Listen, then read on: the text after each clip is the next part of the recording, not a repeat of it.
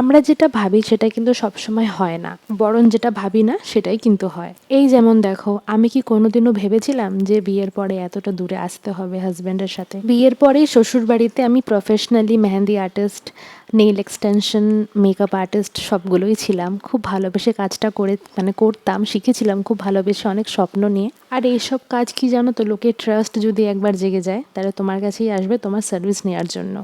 তো সেখানে কিন্তু দিনের পর দিন এই কাজটা করতে করতে লোকের মনে একটা জায়গা আমি বানিয়ে নিয়েছিলাম। আর আমার অনেক কাস্টমারও ছিল। নিজের উপরে অনেক টাইম দিয়েছি, অনেক প্র্যাকটিস করেছি, অনেক হার্ড ওয়ার্ক করেছি। এমনও দিন গেছে যেখানে আমি এত কাজ করেছি, রাত্রেবেলা ঘুম উড়ে গেছে আর মাথা যন্ত্রণায় আমি ঘুমাতেও পারিনি। কিন্তু ওই যে বলে, ম্যান প্রপোজেস গড ডিসপোজেস, এই কথাটা যখন আমার হাজব্যান্ড আমাকে বলতো খুব একটা গুরুত্ব দিতাম না, কিন্তু এখন হাড়ে হাড়ে টের পাচ্ছি। এই যে দেখো, নতুন জায়গায় এসে নতুন করে সবাইকে চেনা, লোকের ভাষা বোঝা। এখানে যেখানে আমি এসেছি নতুন সিটিতে, এখানে কেউ হিন্দিটাও ভালো করে বলতে জানে না।